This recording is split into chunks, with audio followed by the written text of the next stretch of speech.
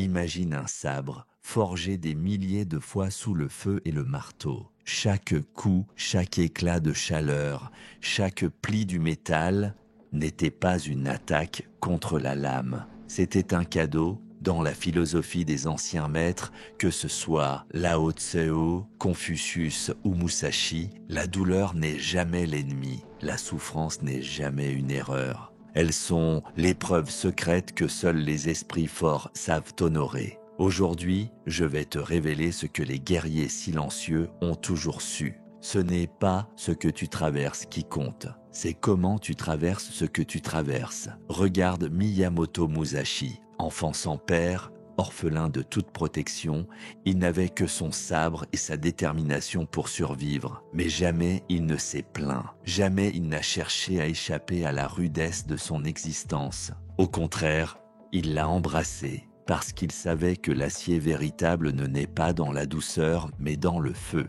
Aujourd'hui, notre société cherche à fuir toute forme de douleur. On anesthésie l'âme sous des couches de confort, de distraction, de faux plaisirs. On fuit l'effort, on fuit le silence, on fuit l'inconfort. Mais ce que l'on fuit finit par nous dominer. Sun Tzu écrivait « Là où il y a du danger, il y a aussi de l'opportunité. » Comprends bien, disciple. Chaque moment où la vie te bouscule, te teste, te met à genoux, est une opportunité d'affûter ton âme. Dans les temples zen perchés au sommet des montagnes, les moines méditent des heures durant dans le froid glacial, le vent sifflant contre leur visage, pas pour se faire du mal, mais pour apprendre à ne pas réagir, à rester calme, même quand tout leur corps crie à l'abandon. C'est ça la discipline martiale. Ce n'est pas être invulnérable, c'est être inébranlable. Musashi disait « La vérité dans le combat est simple. Quand l'adversité frappe, tu ne laisses pas ton esprit s'agiter.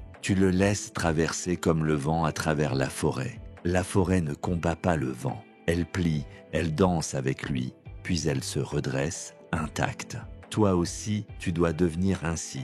Quand viennent les tempêtes, les critiques, les trahisons, ne cherche pas à lutter contre tout. Laisse-les passer à travers toi. Puis redresse-toi, plus solide qu'avant. Arrête de croire que tu dois être parfait. Arrête de croire que tu dois tout comprendre tout de suite. Le sage ne cherche pas à tout maîtriser. Il apprend à tout accueillir. Quand tu souffres, ne dis pas « pourquoi moi ?» Dis plutôt « qu'est-ce que cette douleur est venue forger en moi ?» Dans le Tao, il est dit « le grand carré n'a pas de coin ». Cela signifie que ce qui est véritablement fort est aussi souple. Ce qui est véritablement grand est aussi discret. Le guerrier qui impressionne par ses cris n'est rien. Celui qui avance en silence, lui, est redoutable. Sois comme l'eau dans la main du monde. Glisse entre les doigts de l'adversité. Traverse les obstacles comme si tu étais vide, sans résistance. Prends exemple sur les rivières. Elles ne contestent pas la montagne.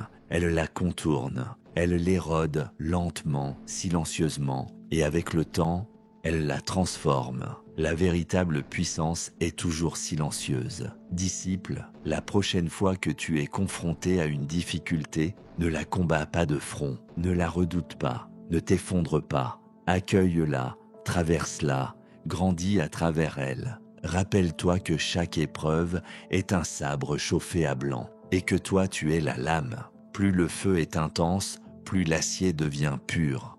Retiens ceci, tu n'es pas défini par ce qui t'arrive. Tu es défini par ta capacité à rester aligné, peu importe ce qui t'arrive. Comme le dit Lao Tseu, un arbre qui ne plie pas sous le vent se brise. Ne cherche pas à être l'arbre rigide. Sois le roseau, flexible, résilient, inébranlable. Et lorsque ton entourage s'agitera, paniquera, fuira, toi tu resteras debout, paisible, puissant, non pas parce que tu auras tout contrôlé, mais parce que tu auras tout accepté. C'était l'âme du sage, on se retrouve très bientôt mon disciple.